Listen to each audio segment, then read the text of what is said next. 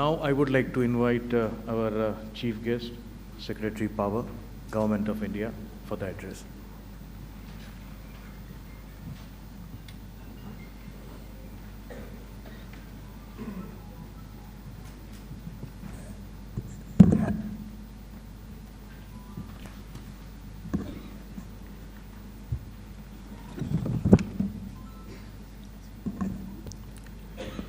Very good morning to all of you. On the dais, we have Mr. Rohit Pathak, the President of IEEMA, the President-elect IEEMA, Mr. Hamza Arsiwala. We have Jitendra Kumar Agrawal, the Chairman of IEEMA, Mr. Sunil Singhvi, the Vice President IEEMA, and I am told that we also have Peter Jensen, our researcher, senior researcher from Media France. I am very happy to be speaking at this occasion this morning, and I am told it's a very good audience, very diversified, all manufacturers, utility people. I can also see DG NPTI, our training institution. We have some experts like Saurabh is there, and some MDs are also there from utilities. It's a very good mix of stakeholders. So I'm very sure this event will produce definitely very good outcomes. And I must also congratulate IEEMA for organizing this very topical and very important conference that's a meeting in India. And you have also chosen the headline, the resilient utilities and empowered consumers, which is, I think, very, very important. I also saw the video, which is, so we have started thinking of consumers now. It's very important that industry thinks about consumers. Let me start what our Honorable Prime Minister spoke on 15th of August this year, when he was talking of the vision for 2047 and will turn 100 in terms of our independence. I think you must be definitely knowing that he spoke of 5 pran, and one of the topmost one was the developed India. So that is the overall context in which we have to see all interventions, all our efforts, whatever we do. And reliable and affordable clean energy supply is one of the important elements for developed India. So that is all we have been working for, whole of the government and all ministries, that how to ensure adequate, reliable, affordable, clean energy for our economy and for our citizens. And IEEMA has projected a figure which, though I don't fully agree this, but I agree one part that the share of electricity in energy will increase. It is currently, I think, around 18–19%. We won't touch 28% by 2030. That is very aggressive. World over, it has never happened. But I think we will cross maybe 30–32% in the next 20 years or so. So let us see how do we progress. But one thing is sure, that when we talk of energy for developed India, we must talk of electricity for developed India. It's very important for our economy and for our citizens. We all know about the RDSS, so there's nothing much to again repeat. So I will not say metering. Smart metering is an important component of RDSS. Metering, we have been living with, I think, ages, but now it's the era of smart metering. And you must be happy to know that we have already sanctioned projects for more than 40 utilities. And yesterday I was told that the Cabinet of West Bengal government has also approved their proposal, which will be very soon coming to Government of India for approval. Going further, we have realized that the need for modernization, so in the initial phase, we have sanctioned mostly the component of the system metering, smart metering, and the loss reduction works. In the second phase, we will sanction the works for augmentation, upgradation, and modernization of the distribution system, because this scheme focuses on first the efficiency improvement. So in the first phase, Government of India has sanctioned the metering and the loss reduction works. So the outlay which was given to us, we are almost reaching close to it and sanctioned. So our Honorable Minister has asked us to prepare a proposal for seeking expansion of the outlay of RDSS, which we are making now. So we'll see more investment. It's a partnership with the states. And we'll see that we move towards what we are working on, the smart distribution. Say it's a efficient distribution, a smart distribution. So we have been talking about a smart grid, which is a very wide canvas, very wide, say it also includes transmission, a smart grid component in transmission. Then we are talking about the smart grid in distribution now. We have been mandated to work for what we can define as a smart distribution. So a smart distribution is to define that, suppose we take a town like Noida we take or Ghaziabad we take, what all should go into to make it a smart distribution. So that is the one task force is working. So it will go beyond metering or smart metering, so what all is required in upstream. But let us remember one thing. So far the industry and utility have been thinking about smart metering in terms of the utility gains. What is the efficiency gain? How much will I save? How much my billing efficiency will go? And organizations like IEEMA have been thinking like manufacturers. You are talking of quality, growth, safety, reliability.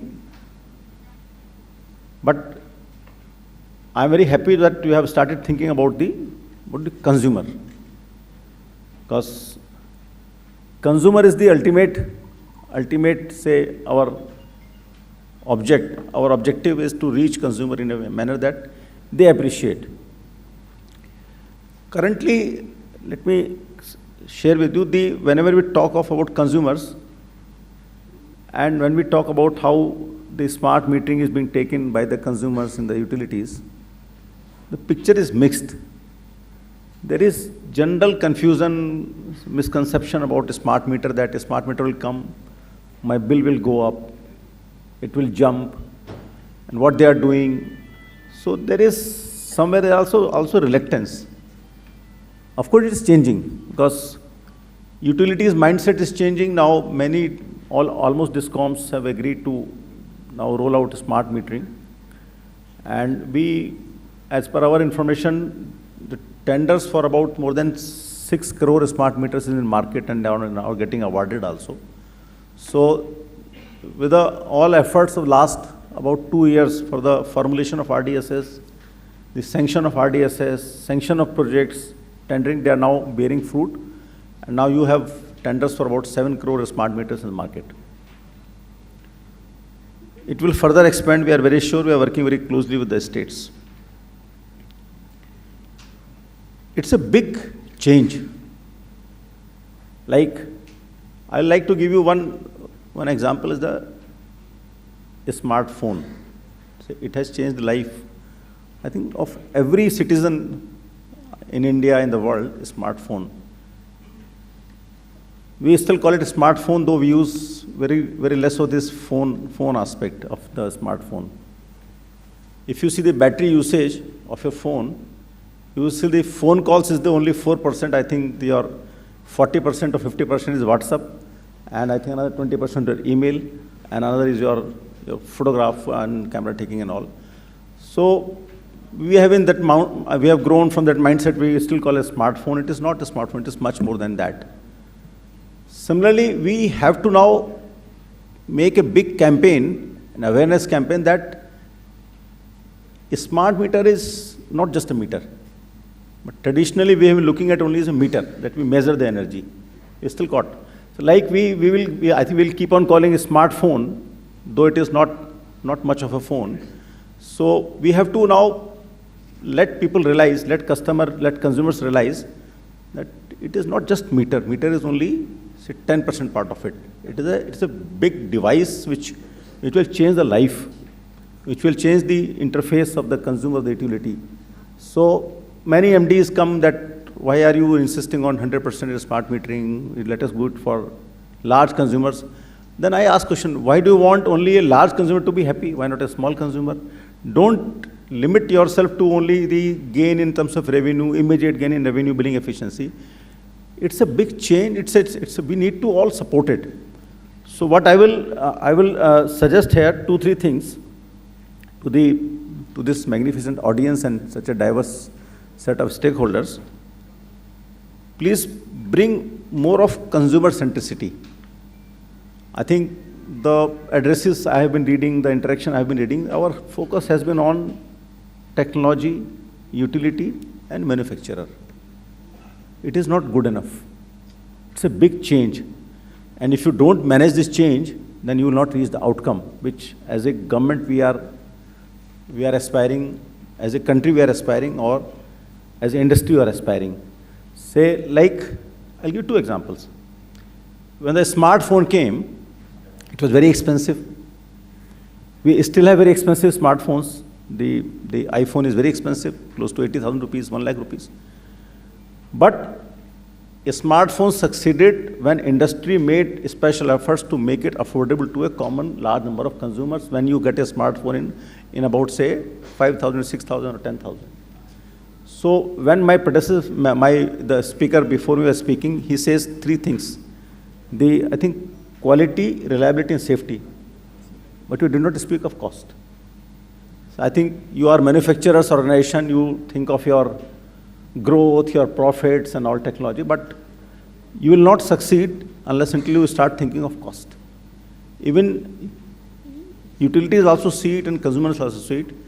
The wider and deeper penetration of this device, a smart meter, which is going to change the life of every consumer and every citizen, is the cost aspect.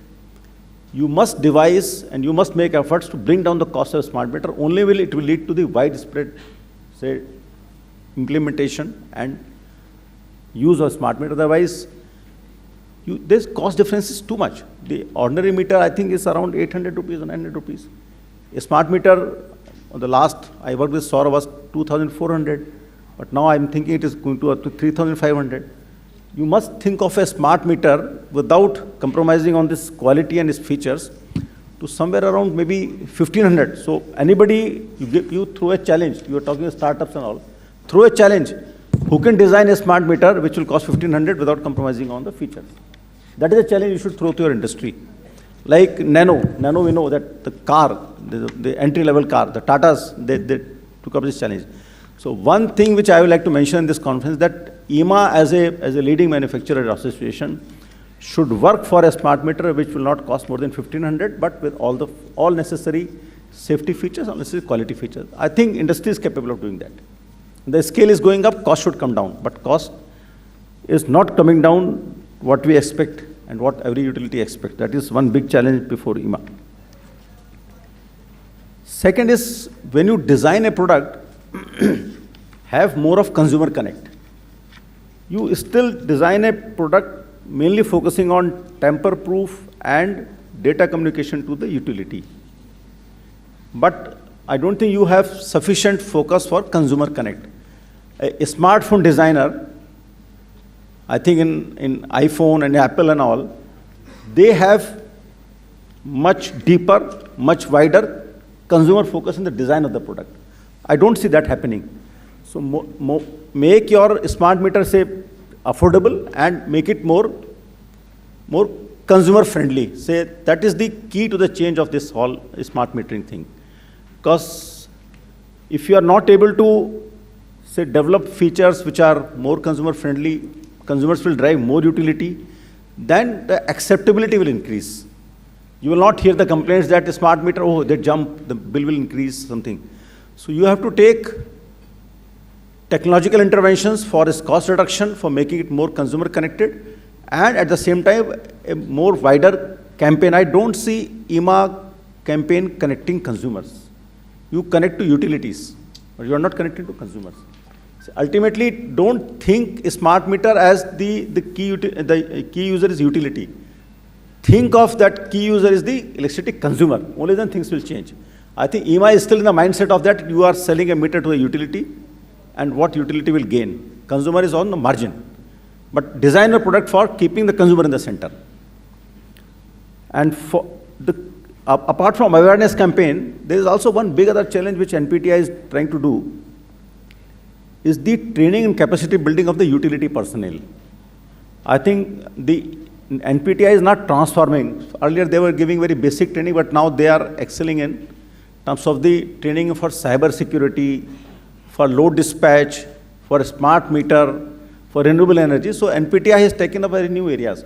So there has to be very frequent interaction and frequent interface with NPTI.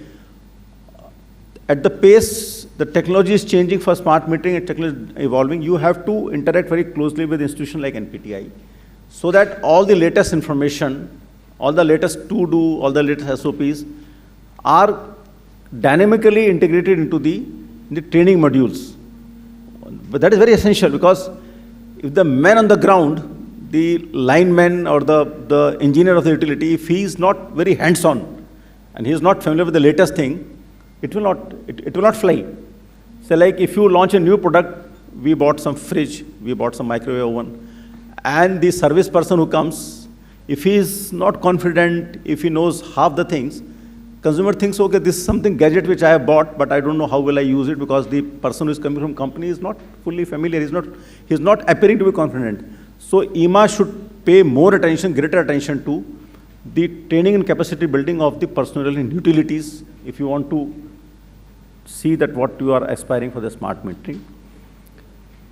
Third thing which I like to say before I close, there is one aspect which I don't hear from you, I don't see in your movie or I don't see in your posters is the how to utilize the meters which will be discarded when you take the wholesale change of these crores of meters. I have myself seen the big piles of the conventional meters which you will remove. And not a large part of it is end of life. They still have components which can be utilized. But I don't see IEEMA, they have not even started thinking about supporting some startups, some industry which will meaningfully utilize the meters which will remove. There will be several components because it will be a huge problem, not in terms of cost, in terms of environment. Where do you dispose these meters? Crores of meters. Utilities will have to look out for a space and I think there will be some value also. If you unleash the startup and innovation, there are our youngsters and our scientists and engineers or technicians, they will definitely find some value also out of these meters which will come out. So if you can create some value of the components which are into it or some alternative uses or some recycling, then the cost of smart metering will also come down. So I wanted to give these three key messages. Have your design team greater focus on cost reduction and more of consumer connect. Second message is reach out to the consumers in a more effective manner to convey that the smart meter is not your enemy. A smart meter is your friend like your smartphone. As we can't live with a smartphone, we can't live without a smart meter. What are the positives? And also, the same thing, you work with the training institutions to see that all the training curriculums are updated. And thirdly, please think about something, how to dispose of these crores of meters which will come out to utility depots and workshops. I think with these three things, and with the great people here, and with the great institution like IEEMA, you will see that, I'll say it's not meter, through a smart meter, we'll have to call it, through a smart metering, universal adoption, things will change, not only for utility, not only for IEEMA, but also for each of us, each of India, and for our economy. Thank you so much. Thank you.